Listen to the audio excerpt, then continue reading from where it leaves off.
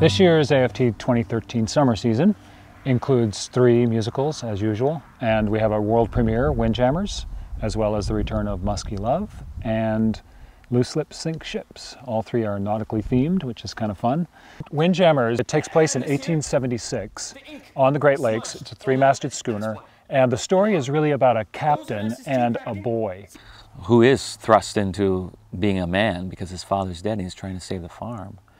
And he goes to work on this ship because this is the only job that might save his farm.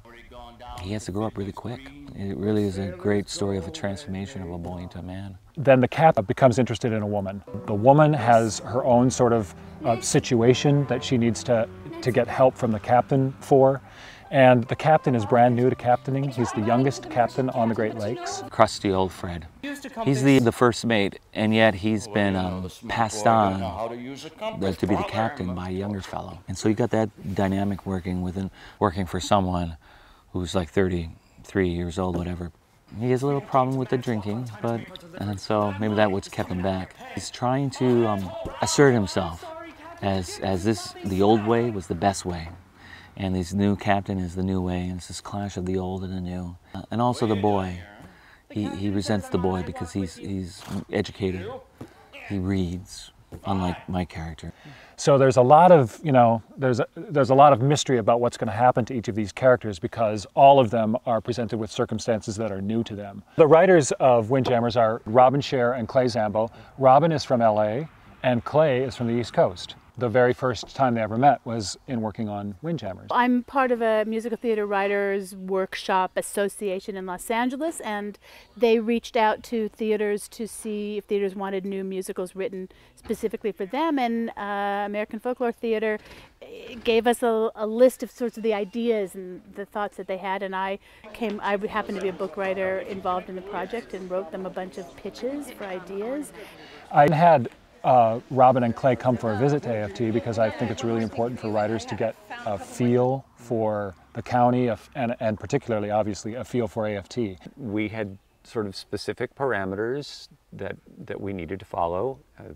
The length of the show. We could include certain subject matter, but we should probably not include other subject matter. All of which was not restrictive so much as it was freeing because now we know who we're writing for. I stood at the back of the theater the other night and was watching our preview audience and seeing children. Here they were just sort of scattered throughout an audience.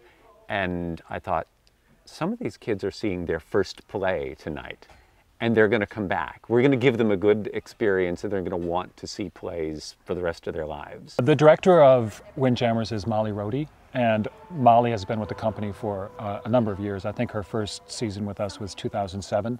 So she knows AFT. And Molly has done a lot of directing in Milwaukee. She's directed for Skylight, she's directed for Chamber Theater. She directed Main Traveled Roads, which she originally was in for us up here. And then she did a production of it for Chamber Theater with, by the way, one of the actresses who is now with us this summer. So there's all this kind of crossbreeding that goes on.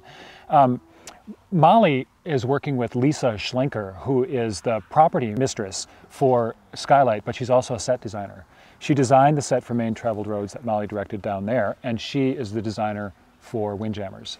So the two of them have a really good relationship, and we knew that we wanted there to be something different and special about the set because it takes place on a 3-masted schooner.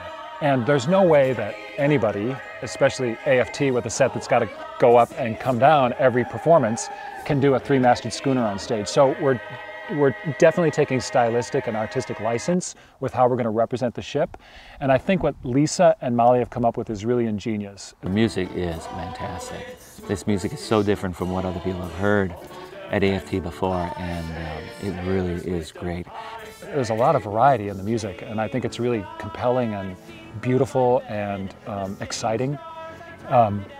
There's one section of the show where there's a squall and a storm, and he decided to personify the elements with female voices. The storm elements of our show are the big movement pieces. We can't have rain pouring down, we can't actually have wind, but we can suggest it.